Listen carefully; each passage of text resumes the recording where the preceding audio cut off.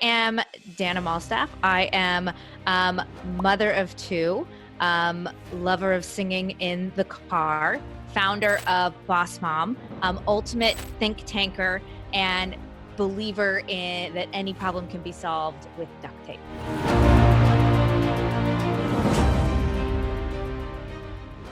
What we want most is to belong to something. And in that belonging, we want to feel as though we are being brave rather than being crazy. What you have to do is you have to facilitate your audience becoming self-sufficient. It's like being a parent, right? Don't do all the things for your child. Make them put their own clothes on. Make them, start to make their own lunch. Make them brush their own teeth. Reward them when they actually remember to do it without you asking. Stop teaching and start asking. So what I think the online space has taught us is that you create content, you put out content, and you just constantly are creating things, right? You have to become an expert in your space as quickly as possible. You have to build authority in your space as quickly as possible. And we're taught to do that by creating more. Long time no see. I know it's been a while. I hope all is well. Yeah, it's good. A little warm here, a little tired, but nothing unusual. Awesome. The girls are not joining us today because after a long time, their schools opened up and they somehow had to make that attendance happen. We learned only yesterday, so sorry about that. No, that's okay. Good. Yay for getting to go back to school. I know this. It's a bittersweet feeling for them. They're like, do we want to go back or not? I'm like, go figure it out. Let's talk when you come back. Yeah, my kids are 5 and 7, and so they love being home. But when I asked if they wanted to go back when camps opened a couple weeks ago, and they were like, "Yes, we're bored here. You're boring." Awesome. Should we get started? Yeah. Here, let me just make sure I got everything closed and all good, so we've got as much space and goodness as we can. Okay. Yeah. Awesome. Dana, thank you so much for taking the time out for this interview. Like I said, this is a daddy-daughter venture. The idea being that we want to make a family digital marketing school. It comes from my own story, where I spent the last many years traveling back and forth and not being able to spend quality time with my family as much as I wanted to. Because as most entrepreneurs, our business is our child as well. And then we have our children, and we want to make sure that we can balance everything. And why do you need balance in today's day and age when somebody in your house can become a YouTuber, somebody can learn affiliate marketing, the other person can start a Facebook group and monetize it, and everybody can do something on the internet and spend less time traveling on flights and traffic and spend more time, because we've all realized now more than ever that the only thing that's finite is time, and it's more precious than ever. So we started this school 1 year back, this mission that we'll start this school with this in mind. And it's been a long journey. We've traveled around the world, and we would have loved to come and meet you, interview you in person, but because that didn't happen, we thank you for your time on Zoom. So before we get started, we always teach our students of something called the hero introduction. I always tell people the shortest distance between two human hearts is a story. But because till you are known, people don't listen to you. And therefore, your story has to be short and concise so that when you post it on Instagram or Facebook or LinkedIn, people stop, watch, and share it with others. So we call this the hero story. I'll tell you mine, and then we'll request you to tell us yours. Okay, so my hero story is, my name is Avi Arya, father of 2 girls, 6 dogs, husband to a superwoman, a street car racer turned hotelier, now social media marketer and founder of the internet moguls of the world. Short, concise, tells you everything about who I am, my family, where I came from, where I'm headed. Over to you. Oh, okay. Wow, this is on the spot. Okay. Well, I am Dana Malstaff. I am mother of 2, lover of singing in the car, founder of Boss Mom, ultimate think tanker, and believer in that any problem can be solved with duct tape. Lovely. I love that. Dana, Thank you so much. I remember we met a few years ago and you told us that you have, I remember Greg Smith, who's an amazing human being and a very good Mhm. friend, happens to be one of my, he's a neighbor. We live on the same lane almost. And Oh, wow. Greg said, he introduced us and he said that you have a community of people who love you. And uh, in today's day and age, a lot of people want to start and build businesses and they want to start from the community angle. So whenever we do an interview for the interview Internet Moguls of the World, we we we are catering to three audiences. The 13 to 18-year-old at home, the 25 to 45-year-old, and the 71-year-old youngster. So everybody in the, because like I said, Internet Moguls of the World, the Family Digital Marketing School. So based on whoever's listening, what would be your advice to people to start a business but lead from the community angle? Yeah, well, I think that what we want most is to belong to something. And in that belonging, we want to feel as though we are being brave rather than being crazy. So when North Face has done a really good job with their marketing in the way they build community, because they show you that when you are a mountain climber or you're a cyclist or triathlon, runner, and you look at those things, and the people that don't understand why you're doing what you're doing think you're crazy. But when you're with other people that do those things, they think you're brave and they get it. Right. I think if you are looking to grow a business, if you are looking to grow a brand, and you want a community that is loyal and that loves you, then you have to create a space where they know that they are safe, that they belong, and that they are brave for what they are doing in their life. And you have to reinforce that consistently. That is what Boss Mom does. Boss Mom says that you are a woman who has children. And just like you said, that your business is another baby. And it does not mean you do not love your children, but that showing our children that what we love can be financially viable is one of the most important lessons we can teach. And if you believe that, then you're going to come hang out with us, and we're going to make you feel brave and loved and strong and excited, as opposed to a lot of the people that you hang out with now that make you feel like you're making bad decisions and are crazy. So I think that's the key, is that we all want to feel as though what we're doing in our life is led through bravery and courage, and not made through silly decisions that make us feel bad about ourselves. We're surrounded by a lot of people often in our lives that don't make us feel very good about ourselves. When you can create a space where people feel connected and safe, and like they belong, really magical things can happen. Awesome. I love that. I love the bravado angle in the community. Tell us, what can you give us? Can we go slightly more, indeed? Can you give us an idea of how to build a community for the teenager versus the middle-aged person versus the 71-year-old youngster? Yeah, well, and I think it's the same across the board. Obviously, there's nuances in that, but this is what I would tell people: stop teaching and start asking. So, what I think the online space has taught us is that you create content, you put out content, and you just constantly are creating things, right? You have to become as an expert in your space as quickly as possible. You have to build authority in your space as quickly as possible, and we're taught to do that by creating more. Well, I come from a background, I was a broadcast journalism major. I've got question-based selling training. I've got appreciative inquiry certification. I've got and I used to run focus groups for companies back in the day when I was in corporate.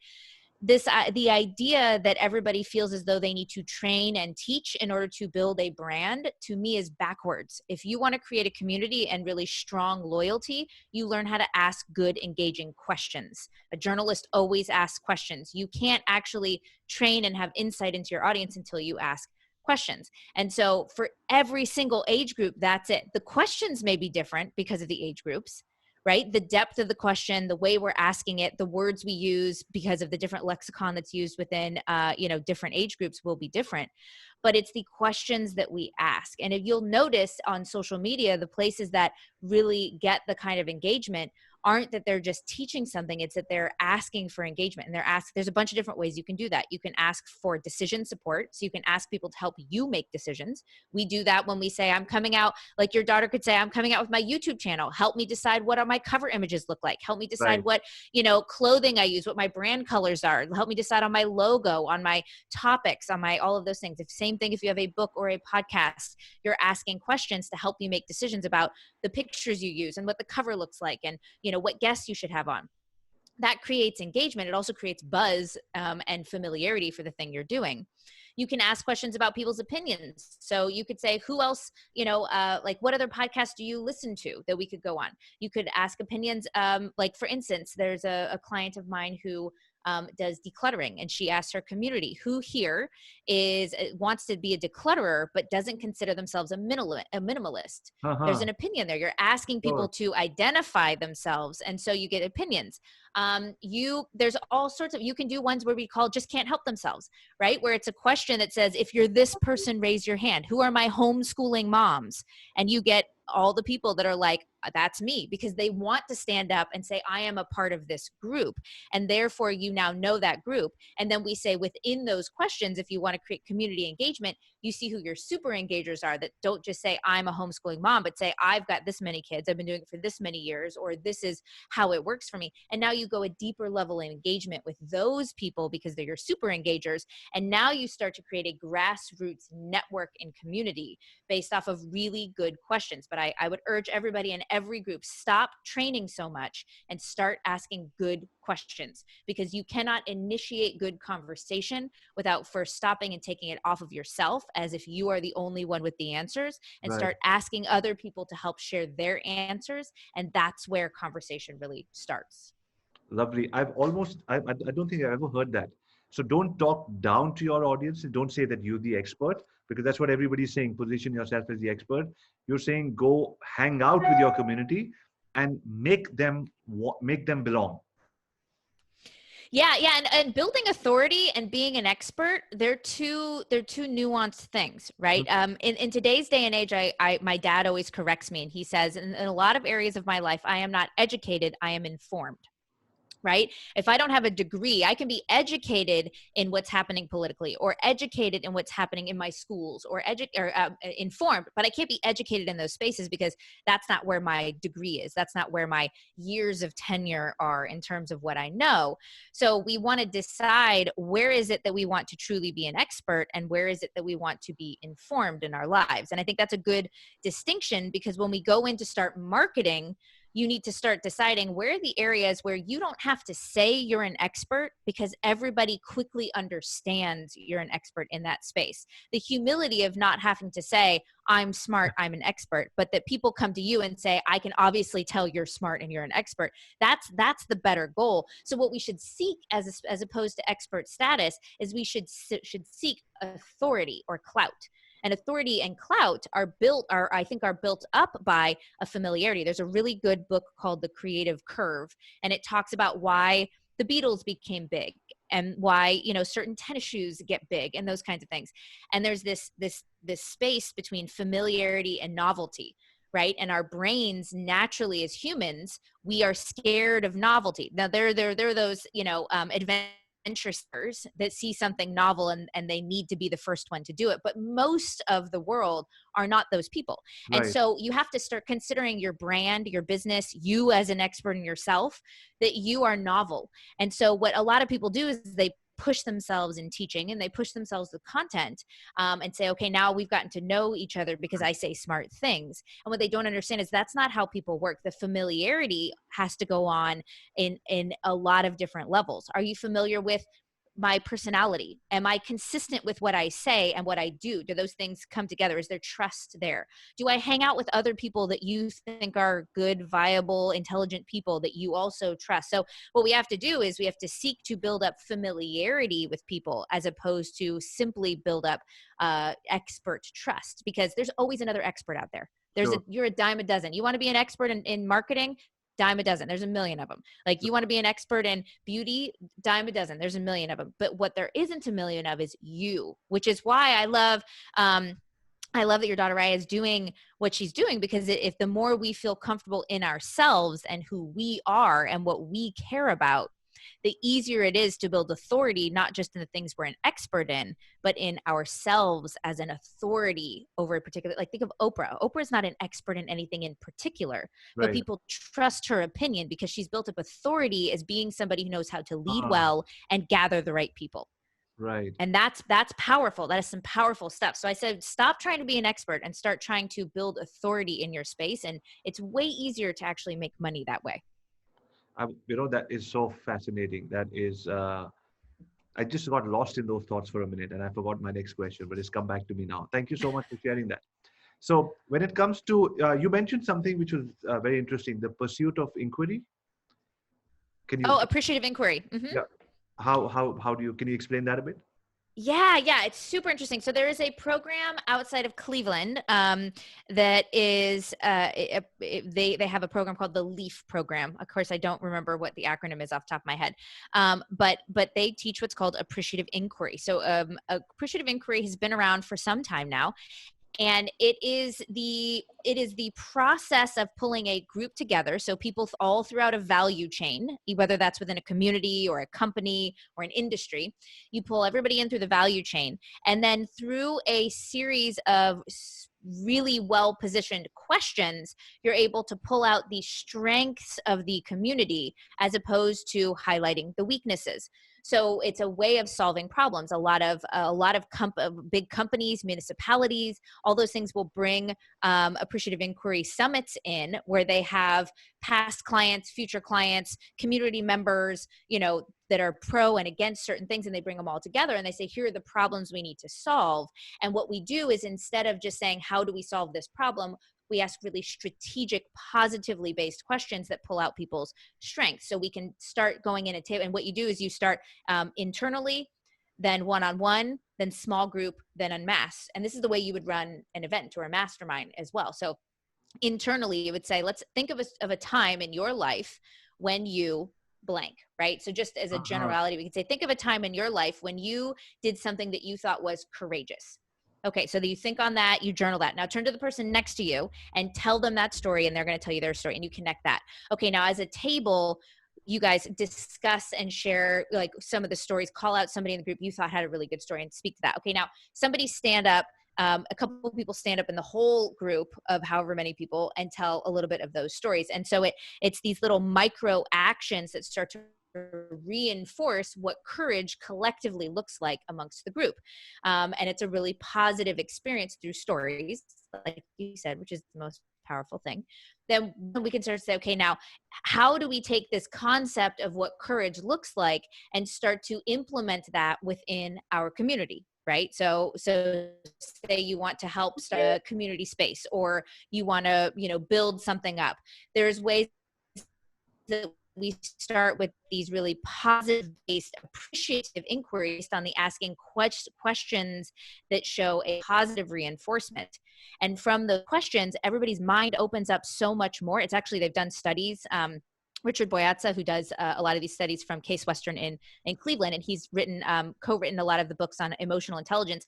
There is a brain wave that changes when you have a negative emotional attractor versus a positive emotional attractor. So what we do is we seek to pull out the strengths and the positivity of the way our brain works, so that we can actually dig into solving real world problems collectively, even when we don't all agree on the same thing. It's a really beautiful methodology that comes out with some really wonderful solutions that wouldn't happen had we all tried to sit in our own homes or our own offices and decide what the answers were, and then try to simply push those answers on our communities. And that's why I love the idea of questions answering and not training as much. You're going to train, you're going to teach, of course, that's a lot of what all of us do, but you do it not first, you do it last. You Uh-huh. do it after you've talked to your community, I think all Facebook groups should be looked at as focus groups. Don't look at them as communities, look at them as think tanks and focus groups.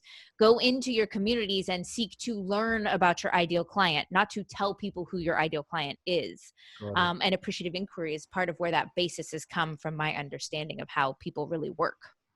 Awesome. Were you an honor student in school and university? No. Well, it depends on the timing. No, I'm a visual team-oriented learner. There that are much more team-oriented, as opposed to just sitting in a class.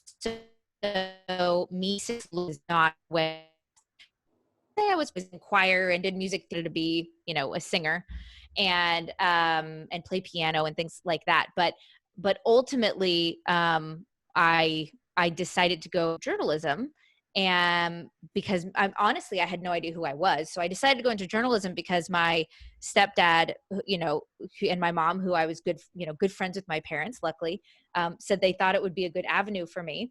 And so I looked into it and I said, that looks fun. I had no real basis of what I wanted to do. And this is like just when the internet was becoming, we had one universal computer Of and course. one family email back in the day when I was in high school. And yeah, and I went into broadcast journalism, and I think college I did fine. I had a couple scholarships, probably a 3.2, a higher, a little like average B student. I studied abroad in France my senior year, and came back and had to decided I did not want to be a broadcast journalist, like the way that America really news very much. And I didn't want to be a journalist. I didn't know what I wanted to be yet. But I came back from Europe, interestingly, and was an honor student. I did full load my entire and worked a job and seemed to be able to do it. So I must have grown up a little bit over when I was over in France. And yeah, and then got out of college, and I think was probably just as naive as I was when I went in, but I was maybe slightly more mature in just knowing how to make sure I get up in the morning and, and get things done.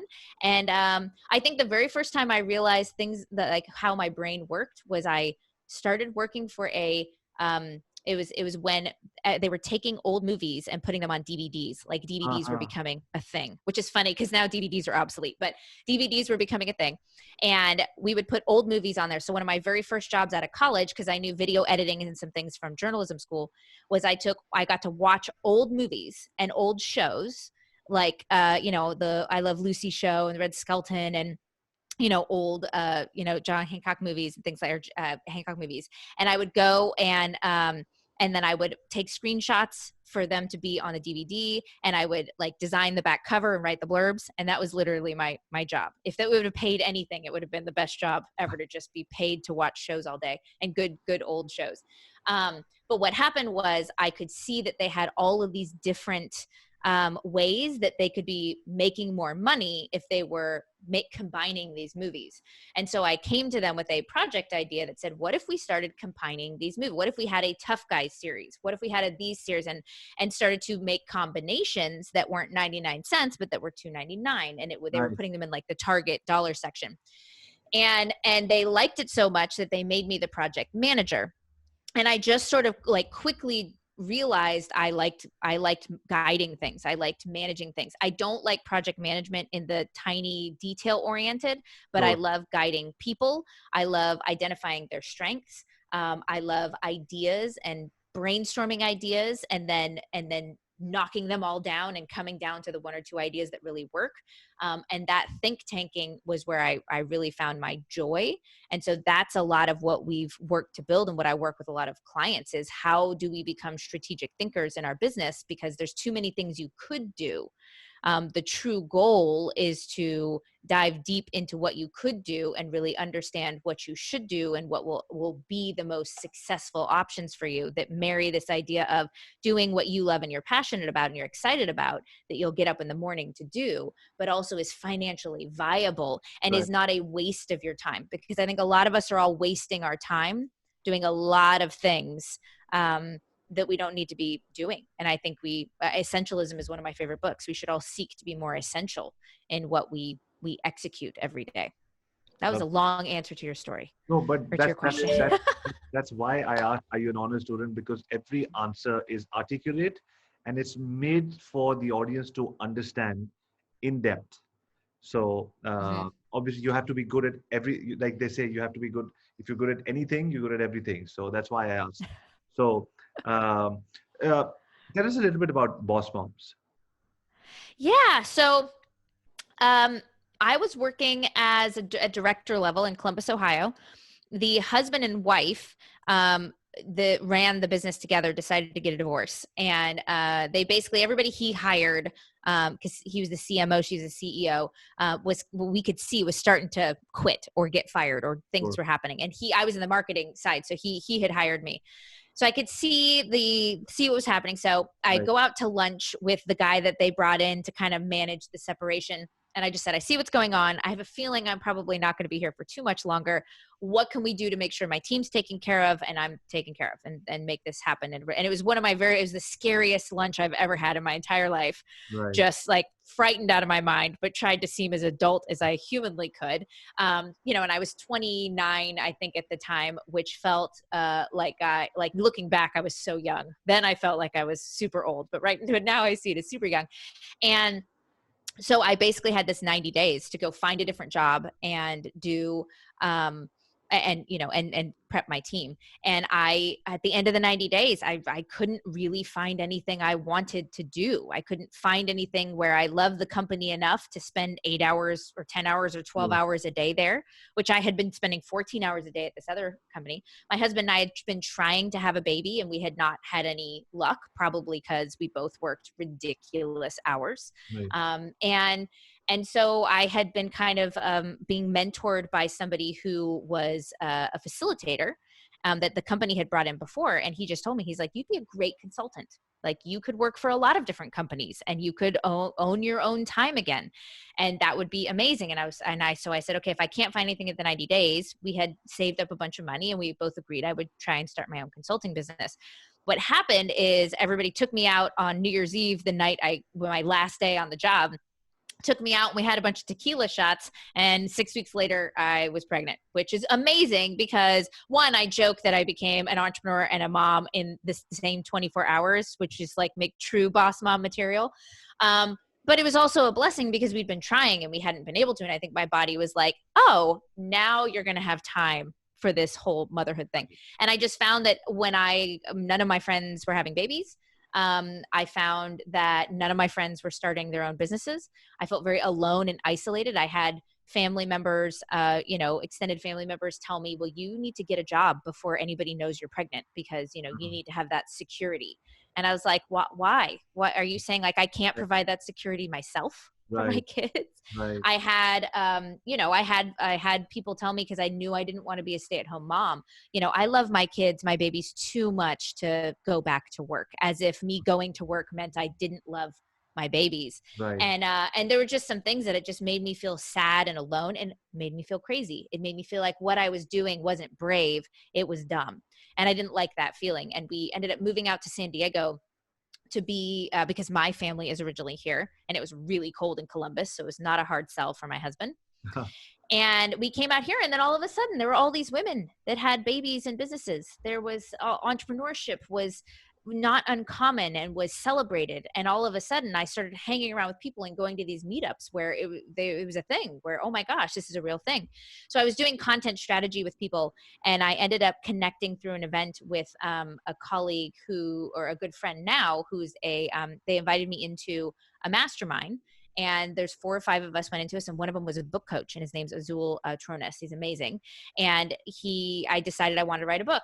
And I thought I was going to write it about content strategy. And when I really started the mind mapping, what I wanted to write about was this horrible feeling of guilt that I felt, that running a business and having a baby, that I couldn't do both, that I had to choose, and that by not being born or built as a stay-at-home mom, that I didn't find joy like some women do, which I love that there are women that feel that joy. I didn't feel that. And I didn't want to engage with my kids as their teacher or things like that. And so I ended up writing Boss Mom. And when we went out and started asking those questions, those decision support questions, what should our title be? So Boss Mom was my least favorite title for the book, by the way. I Really? didn't like it. No, I had some clever name that I don't even remember now that I thought was awesome, that nobody understood or got or cared about, which is why I say, like, the Stephen King's Kill Your Own Darlings is a true statement. Whatever you think is most brilliant, you're too close to it. Nobody else cares. like listen to your audience, because they're going to tell you what what they actually care about, what they resonate with. And they resonated with Boss Mom. And so we named the book Boss Mom. And then they resonated so much with what we were talking about and the topics of the chapters and the things we're doing that we started the Boss Mom podcast. And then we started the Boss Mom's Facebook group. And we just kept boss momming as much as possible Awesome. I because like that. it was hitting home with everybody, and people were saying there's a ton of mom entrepreneur spaces, but none of them are giving me permission the way you're giving me permission. And that's how we ended up. Now we teach people how to do what we call permission sandwiches, which is a marketing nurturing technique that we have a very specific set of basically you're giving permission, you're building clout, you're doing training, you're recommending, you're asking, and then you're feedback looping, I guess. And then it permission, and it loops again. And what that does is permission is to give them permission to be who they already are. So in Boss Mom, we give you permission to be a hot mess, right? Like your kids go through a range of emotions. I believe that a balanced day, a balanced life is not that you're always happy. It is that every month you actually feel the full range of emotions that your Right. body can feel. You feel frustration and a little bit of anger and a little bit of sadness and the excitement and joy and all of those feelings. That's what well balanced means. It means you know how to understand how to move through those emotions and move through them exactly that way, not sit on them, but move through them. And so one of our big sayings is, you can't cry out your intelligence. You can have your kids take 2 hours to get their shoes on and be frustrated as all get out and then cry about it, like in the bathroom. And then an hour later, get on a client call and be just as brilliant, because you can't cry out your intelligence, because everybody's telling them that you're emotional and emotional is bad. And I said, no. Being one emotion is bad, right? Being emotional, if you understand how to move through your emotions, is a really powerful tool you have. So we teach that, and we give women permission to be a hot mess sometimes. That permission alone means that they are more productive and get more done because they're not feeling guilty and letting their brain tunnel in that idea that they're not good enough or there's something wrong with them. I'm giving them permission to be who they already are, and therefore it releases them and allows them to start acting instead of just thinking and festering on ideas. That is fantastic. That was fantastic. So you're saying that anybody can start a business based on what they love. And when you start a business like that, start with a podcast or a Facebook group, whatever. And instead of being a teacher or a mentor initially on talking to people, you're talking with them, you're asking questions, you're building a community, you're giving them permission to be themselves, you're giving them the permission to be brave, you're telling them it's okay to be vulnerable over here. Once people feel safe and vulnerable in a community, that's when Mm-hmm. you talk about commerce or whatever you're selling. When does the money part come? No, okay. So there's two things. So one is, first, I like to tell people building a business you love does not mean you're following your passion. So one thing that I always like to tell people is your passion and your gift are two different things. So Okay. there's a lot of people that say, I'm passionate about, saving the animals, or I'm passionate about this particular thing.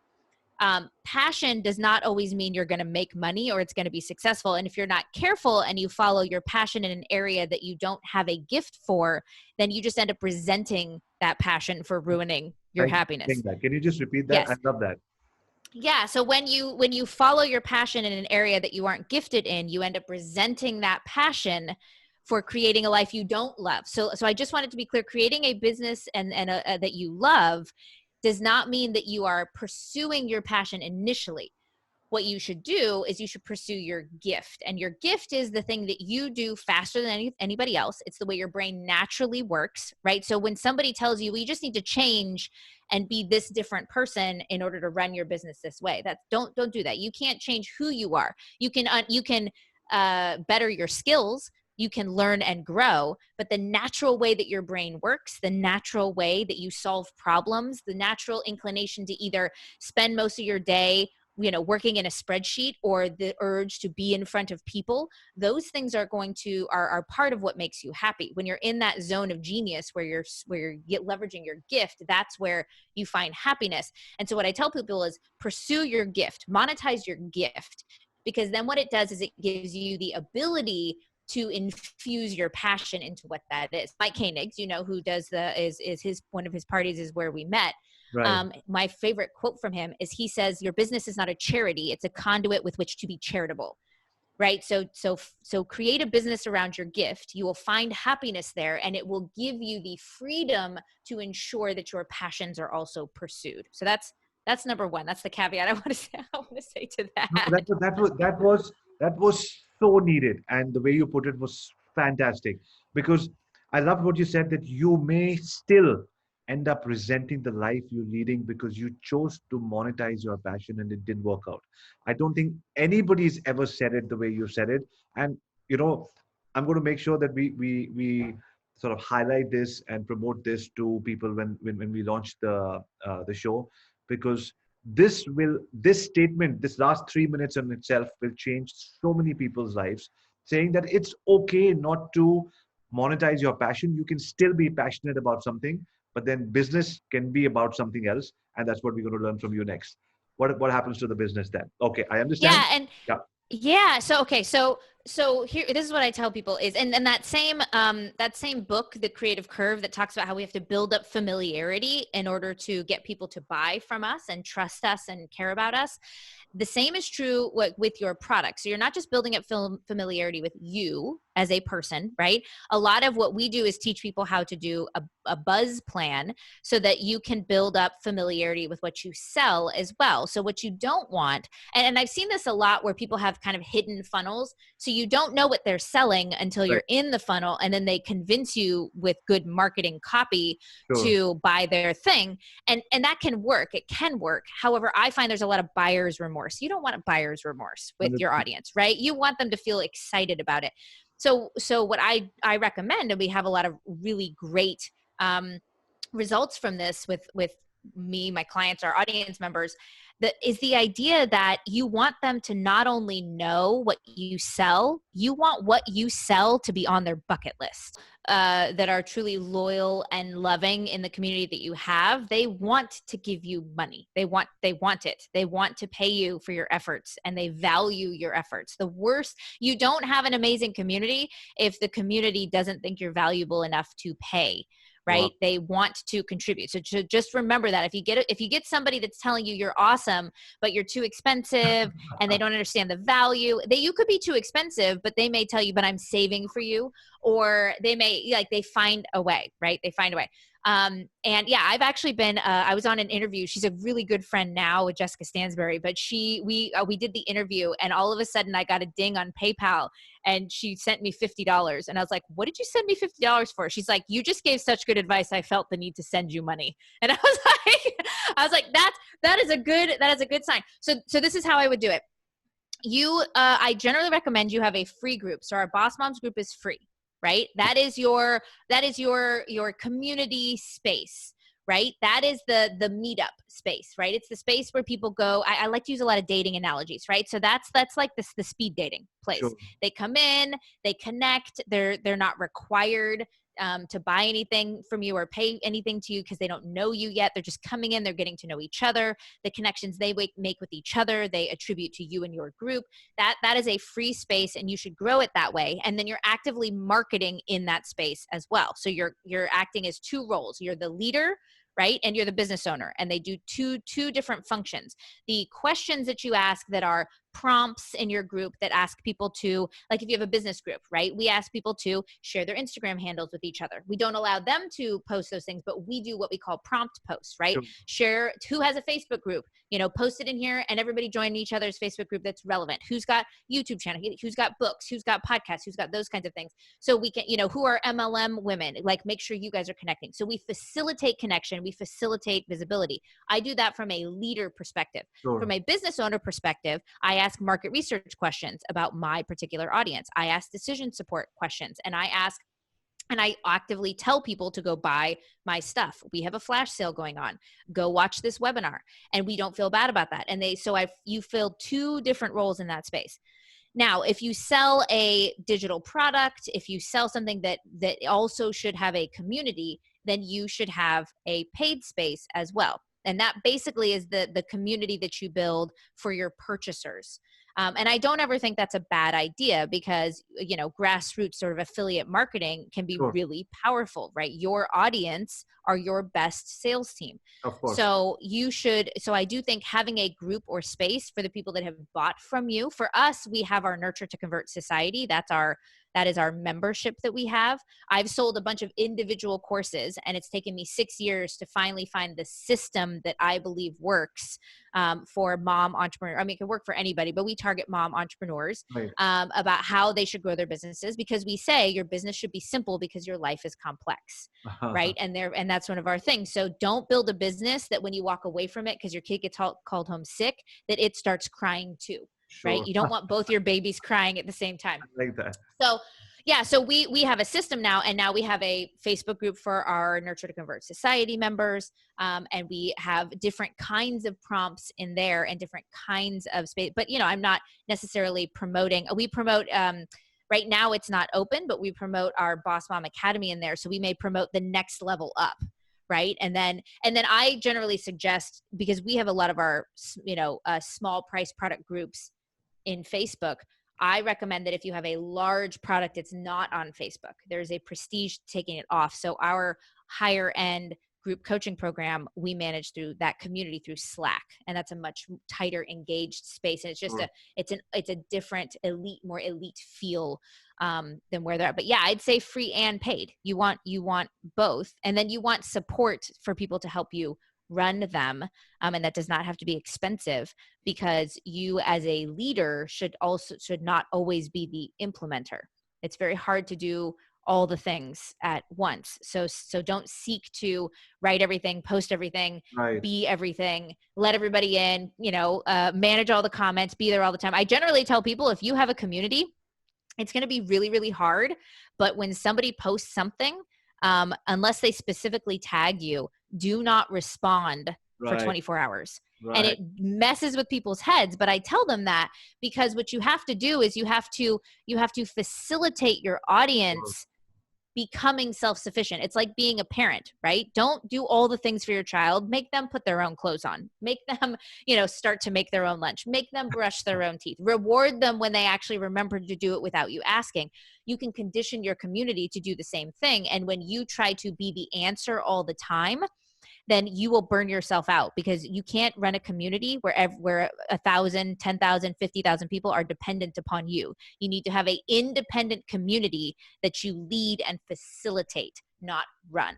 And that's a very big distinction. And that's why you see a lot of big groups shut down, because they try to be the person who runs and everybody is dependent on, because they think that will make them more special and get more sales. And it's not true. People love when they are asked to contribute. Your children may complain about it, but they will grow up knowing that they were a respected part of your family, right? Not just the child. So don't treat your community members like children. Treat them like adults and allow them to I love contribute. that.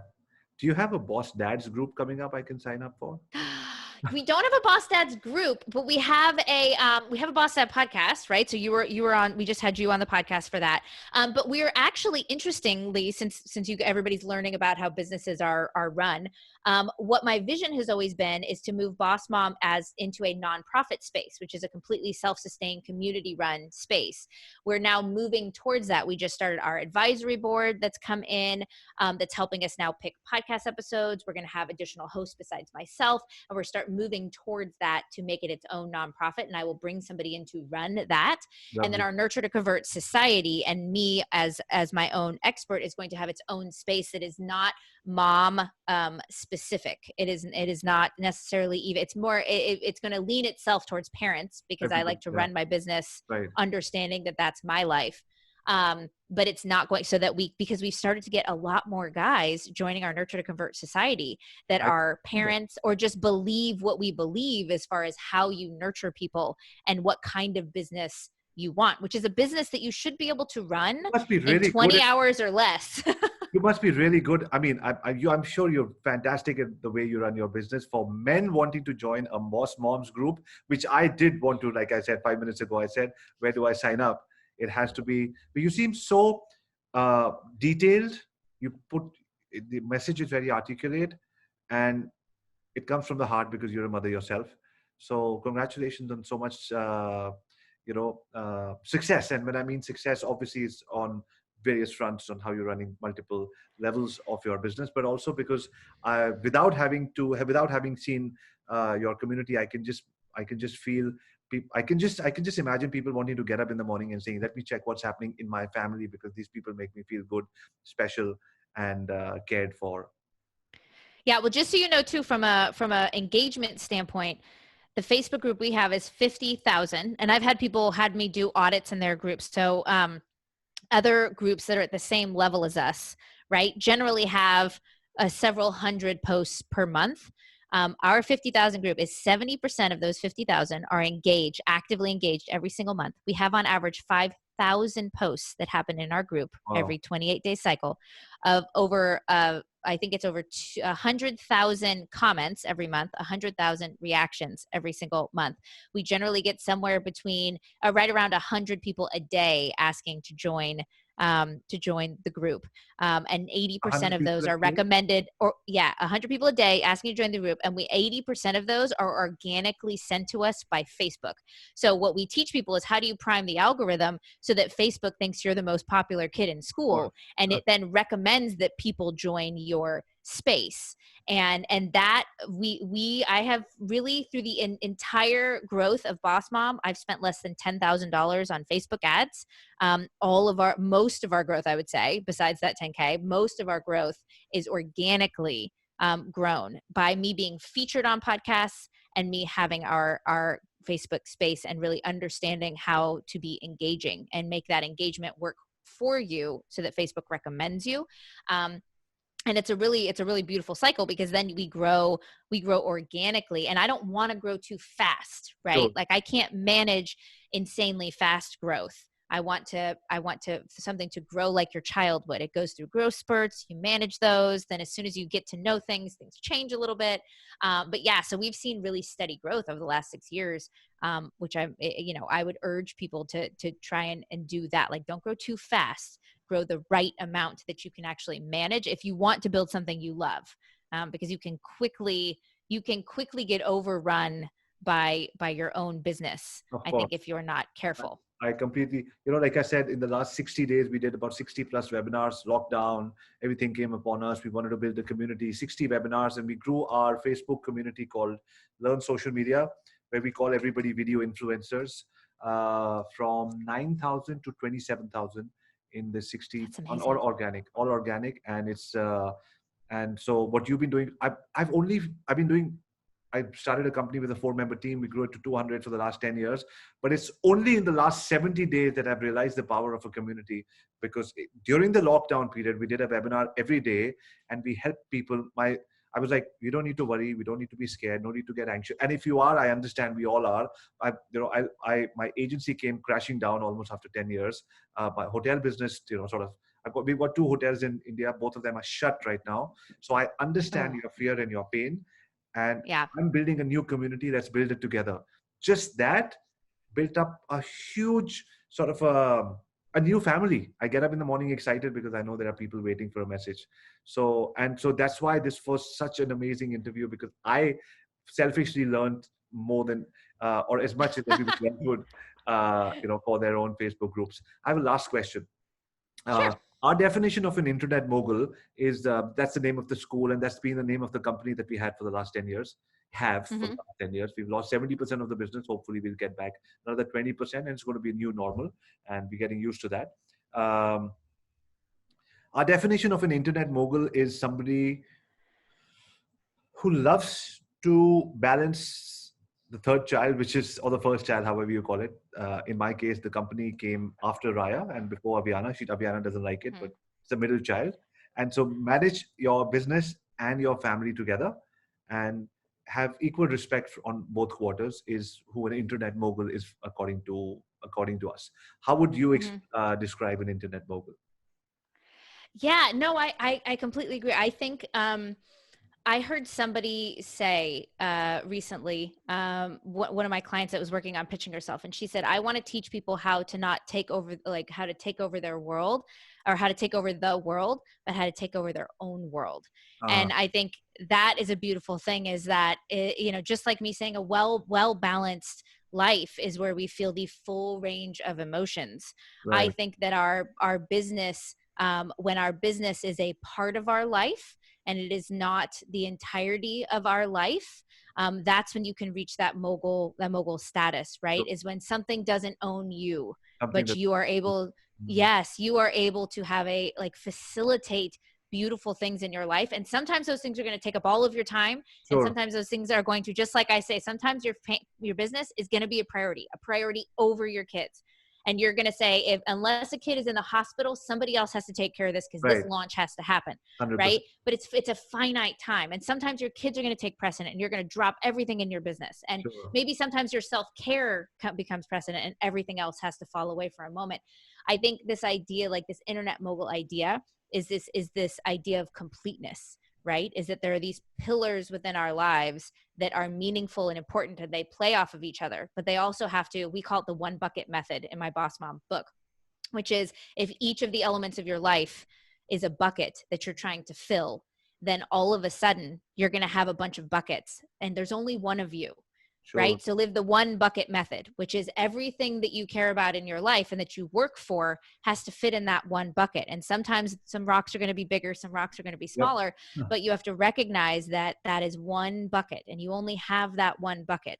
Right. And if it overflows, then you can't be helpful to anybody, because you can't move the bucket, you can't pick it up, you can't do anything with it. Right. There is stagnancy. And I think a mogul is somebody who can move, who's somebody who can change, who can solve problems, who can, if everything comes crashing down, they build the next thing, right? Because they know how, because they know that they are resilient. They know that they are, like Brene Brown, as long as we build our children and ourselves to be resilient and know that we are worthy of love, those are the only two things that you need in order to be successful. And a mogul is somebody that everything could come crashing down, and they are secure in themselves and what they care about and what they value in their life, that they could just rebuild it right back up again.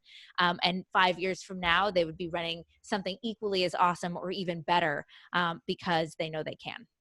That was fantastic. Do you know you're a fantastic speaker and you speak from the heart? I'm sure you've been told that multiple times. Thanks. But I had to say that myself as well.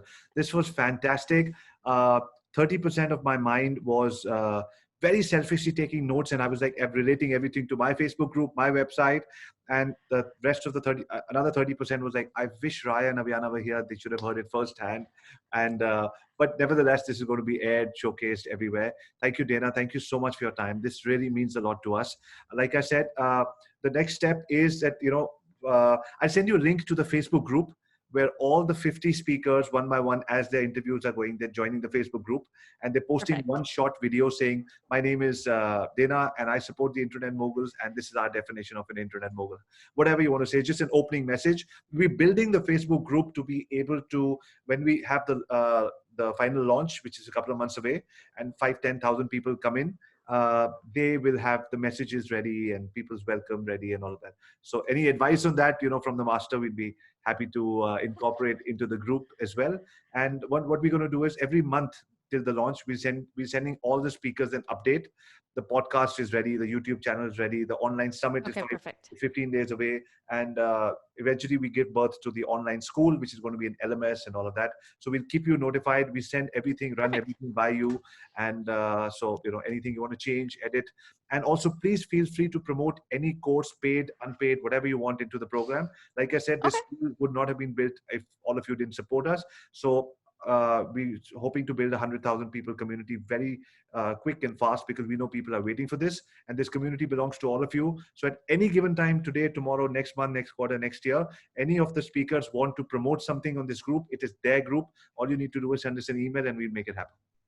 Okay, awesome. Yeah, and Nicole's on my team, so when you send stuff to me too, we'll make Yeah, sure we coordinate and get back to you on anything else we want to add or do, or or questions we have, and we'll get it all figured 100%. out. I will do that. All right. Thank you very much for your time. Really, really Yeah, appreciate it. thanks. Thank you so much.